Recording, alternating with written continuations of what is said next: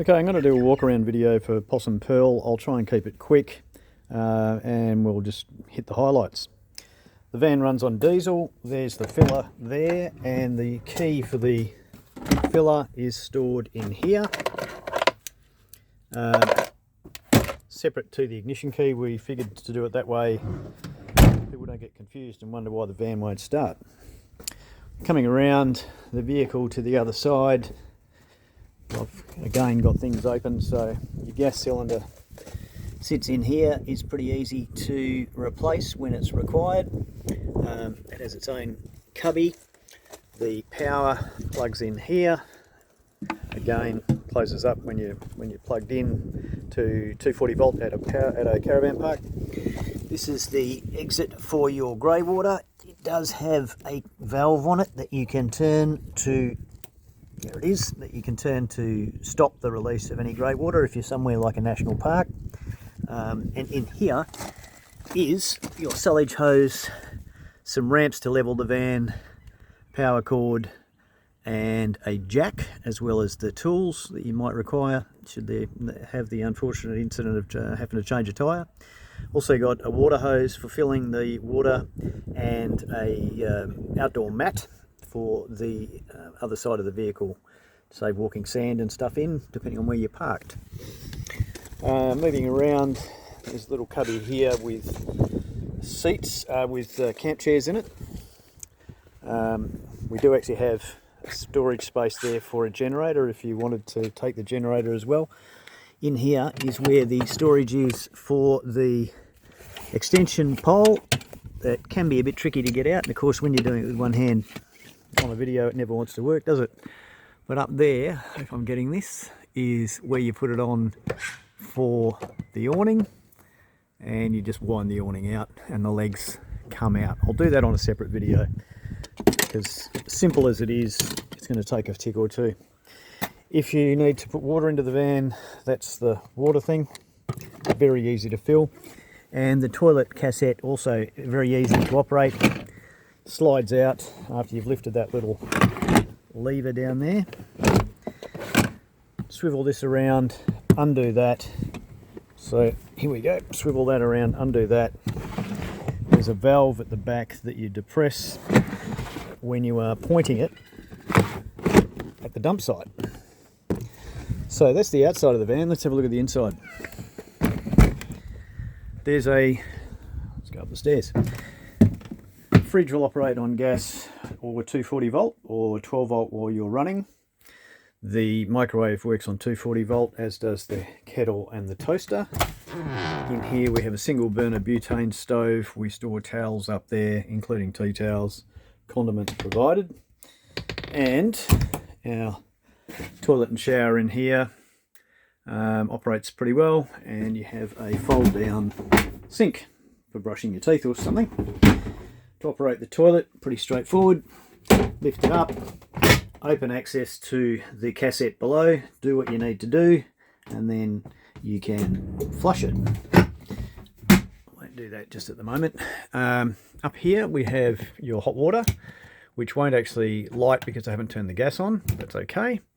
Power display up there to show you how the batteries are running and also what your water capacity is. Strip light and a radio. Under here we have, might turn those radio tunes off, another light under there when you're working in the kitchen. Let's turn the radio off. Fans operate not only here but also up in the bed area, where there's also an extra light. So that's got its own little light up in that particular cab.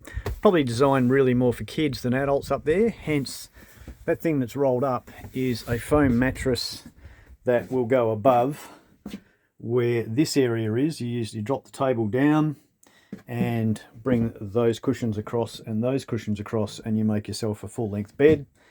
That foam mattress rolls out there, and it's already got a fitted sheet on the top of it, and up in the cubby up there is also 2 extra pillows and an extra doona. So I think that's pretty much it. There are also, or it has also got, I should say, air conditioning and heating here if you're on 240 volt power. Plenty of hooks to hang things on, ventilation in the roof, and lots of storage. It's also got extra lighting, places like this and this, which isn't working right now. That's pretty handy, isn't it? There you go. Don't you love old vans, the way you can fix things? So lots of storage and lots of things such as knives and forks and teaspoons, etc. In here we have bowls and plates, and down here we have mugs as well as glasses. Fridge to operate on gas. I'll do that on a separate video. Not that hard really, but it's the purpose of this video was just to give you an overview.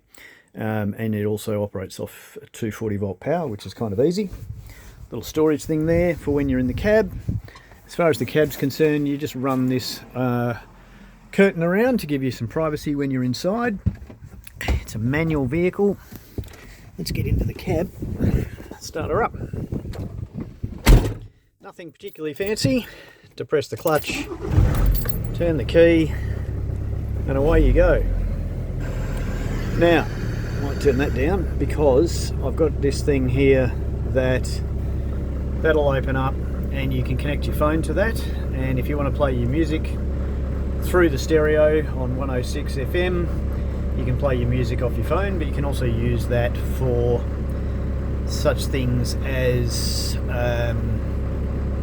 your own music, Apple, or Android, whatever music you've got on your phone.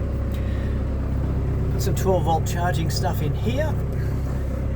Vehicle has air conditioning, which you can either have as recirculating to the left or fresh air to the right, and when you press it in, the light comes on, and that's how you know that the air conditioner is going. Heating or cooling, where the ventilation's running, it's just there. Now you can see that that's gone to select whether it's Android or Apple. Indicators on your left hand side because it's a European vehicle, so your indicators there and there. Down here we have wiper indicators, wiper or stalk I should say, where you depress that to wash the windscreen, and down here are your headlights. Separate to the headlights is a switch which I suggest that we turn on and leave on because that gives you park lights at all times and makes you nice and visible. Up here we've got a rear view camera that is operating all the time, not just in reverse.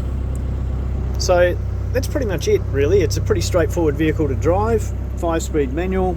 Try and keep it to about 3000 RPM.